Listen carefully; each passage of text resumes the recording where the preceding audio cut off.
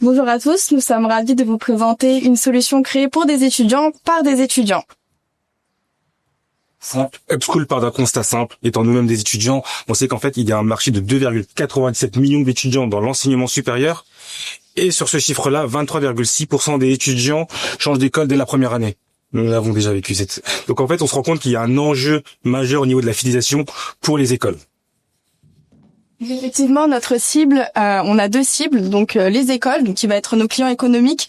Effectivement, ils ont un besoin d'amélioration de leur engagement, de suivre la dynamique de l'ensemble des promotions, de fidéliser leurs étudiants, forcément, donc les garder pour les années à suivre, et valoriser la vie de campus. Ensuite, notre deuxième cible, ça va être nos utilisateurs finaux, donc les étudiants. Forcément, leur besoin, c'est de regrouper l'ensemble de leurs échanges étudiants, créer plus de liens sociaux sur le campus, donc par la création de communautés. Trouver facilement les informations utiles, donc se sentir plutôt visé par les communications des écoles, et utiliser une plateforme plutôt simple et adaptée. Upschool veut renforcer ce sentiment de communauté et d'adhésion à leur école dans un but précis, améliorer la rétention. Parce qu'on sait que 3 étudiants sur 4 restent fidèles à leur école, mais cependant, ils perdent un étudiant sur 4. Donc le but, c'est de faire une économie d'acquisition, parce qu'on sait qu'en fait, l'acquisition peut coûter 25 à 25 fois plus cher que la fidélisation. Et in fine, c'est d'augmenter le chiffre d'affaires. Parce qu'une simple augmentation de 5% de fidélisation peut accroître le chiffre d'affaires de 25 à 95% selon les marchés. Concrètement, comment on va se présenter Upschool? Ça va être un réseau social cloisonné à chaque campus pour permettre aux étudiants d'avoir vraiment une certaine bulle, une certaine confiance. Et ça va se présenter ainsi de suite, avec un fil d'actualité qui va permettre de retrouver directement les informations instantanées en un regard, des hubs qui vont permettre aux différents étudiants de se regrouper par affinité, par centre d'intérêt, donc pour permettre de créer des liens. Et enfin, une messagerie, parce qu'on sait que les étudiants souhaitent communiquer entre eux et ne pas passer par des applications diverses, et aussi communiquer directement avec leur école. Mais n'oublions pas aussi les écoles qui ont aussi ce besoin-là de diffuser directement auprès de leurs étudiants sans passer par des applications diverses, et cette fois-ci en ayant un canal où les étudiants sont 100% concentrés sur leur école. Un centre d'assistance qui va permettre aussi de décharger l'équipe pédagogique, remonter différents problèmes, et enfin une visualisation des données qui va permettre de retrouver les différentes thématiques qui peuvent être importantes auprès des étudiants et pouvoir mieux y répondre. Effectivement, au niveau de notre business plan, on est rentable dès la première année, donc grâce à notre faible coût justement de développement, parce qu'on a intégré nos développeurs au sein de notre capital. Mais nos coûts justement incompressibles va être forcément l'hébergement, ça va être au niveau du marketing et tout ce qui est frais de fonctionnement de l'application. Donc la maintenance. En termes de revenus, donc on va proposer un abonnement annuel, donc par des licences par étudiant au niveau des écoles, et par la suite on va intégrer des annonceurs, donc qui pourront proposer des publicités sur notre application. Donc ça sera un revenu supplémentaire pour nous. Donc, ça sera nos prochains partenaires commerciaux.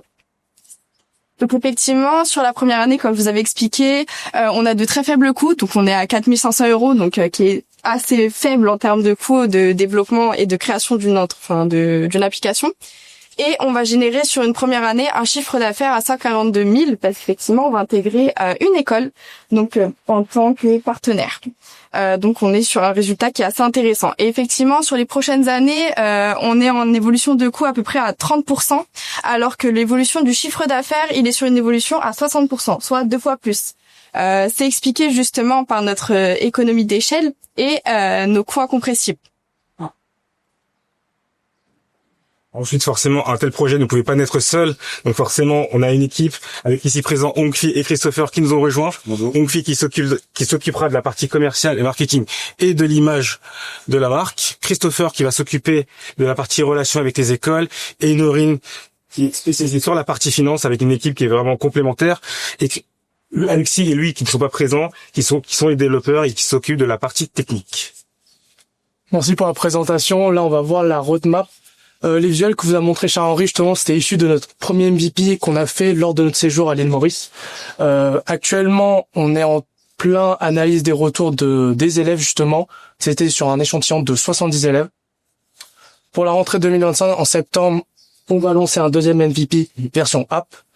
Et grâce à ça, on va pouvoir scale, justement, pour ensuite passer à la phase la plus importante, qui est le déploiement en 2026, où on espère justement avoir une première signature avec notre école. Donc du coup, actuellement, on est en recherche donc de nouveaux partenaires ou voire même d'écoles. Donc si vous avez quelconque question ou si vous êtes intéressé ou autre pour pouvoir échanger, n'hésitez pas à venir nous voir à la fin du pitch. On sera présent pour pouvoir répondre à vos questions. Merci. Merci.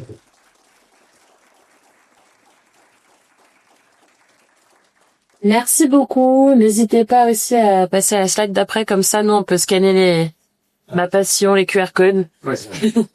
Est-ce que vous avez des questions parmi le jury?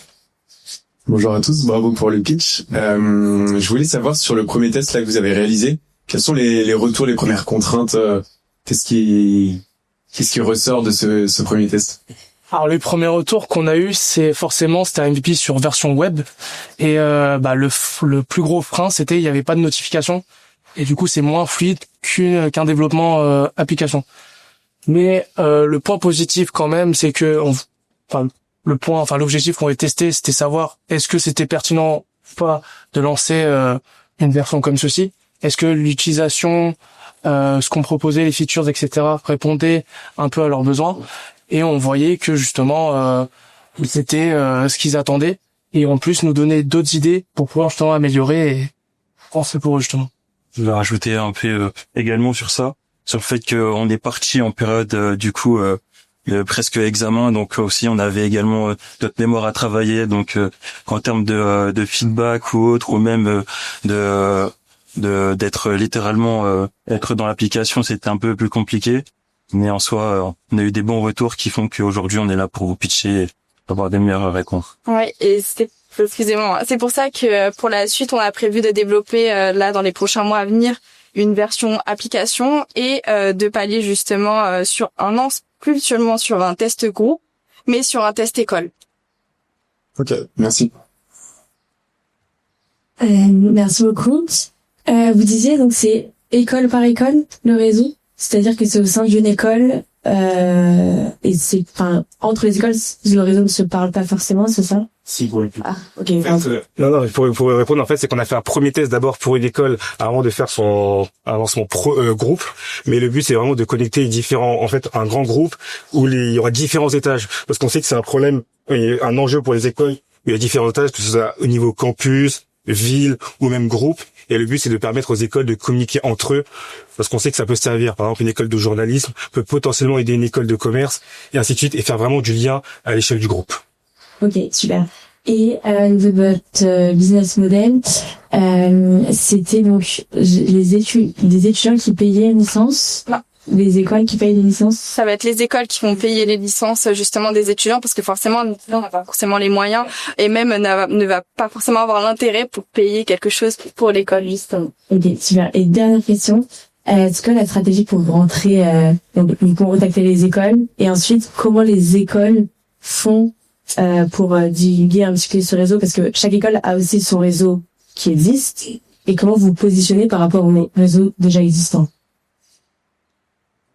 La première question, c'est pour ça qu'il y a un enjeu aussi de rejoindre la rentrée, parce que le but d'Upschool, c'est aussi de s'intégrer à l'univers des outils que les écoles ont, et si on peut avoir cette stratégie d'intégrer directement le panel et les différents outils, faire en sorte que l'étudiant, lorsqu'il doit par exemple s'inscrire, il sait qu'aussi il doit s'inscrire chez Upschool, et ça serait vraiment dans sa panoplie d'outils à sa disposition. Ok.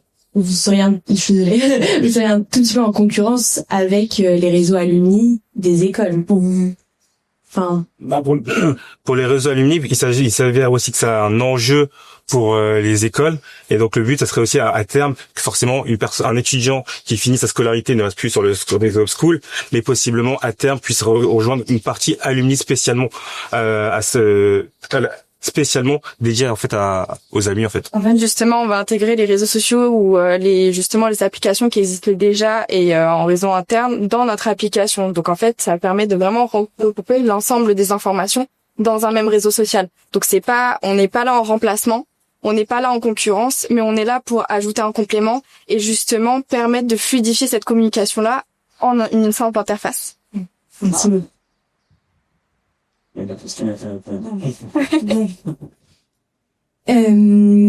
là, on est d'accord, vous visez vraiment les écoles privées.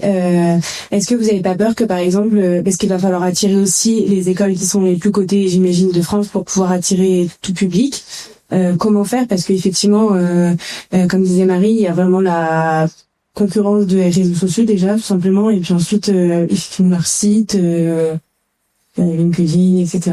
Oui, effectivement. Donc, en termes de s'imposer sur le marché, donc en fait, on a différents contacts au sein de plusieurs écoles, que ce soit des écoles cotées ou non, parce que plusieurs d'entre nous, justement, on a fait plusieurs groupes différents. Donc ça, c'est un avantage pour nous. Et également, donc au sein du carnet d'adresses qu'on a également en plus. Mais après, effectivement, ça va être du démarchage, donc il y aura cette difficulté-là. Mais je pense que à partir du moment où on a les premières écoles en phase test, il n'y a pas de raison que du coup chacun. Je rajoute un truc également sur ce fait que, par exemple, de notre côté, on a déjà commencé à contacter nos anciennes écoles, également aussi nos anciens professeurs avec qui on a déjà eu de très bonnes affinités. Donc, ça nous fait déjà un premier pied au sein des autres écoles en forêt. Donc, clairement, votre cible, elle est au moins elle est bien faite. Il n'y a pas de sujet. Simplement, ça reste pour moi l'application un réseau social. Comment vous allez éviter, par exemple, les potentiels débordements de certains élèves, j'imagine, quand vous dites on peut communiquer, donner notre avis sur l'école, etc. Bon, parfois, comment réguler tout ça et est-ce que vous avez pensé? Justement, par nos développeurs, on met en place un système de modération, parce que c'est quelque chose qui est obligatoire et nécessaire, et c'est demandé par les écoles, donc c'est déjà mis en place. Et même nous, par exemple, en phase test, on vérifiait du jour au jour et à chaque minute, forcément, ce qui pouvait être communiqué et s'il fallait les enlever de suite. Merci beaucoup.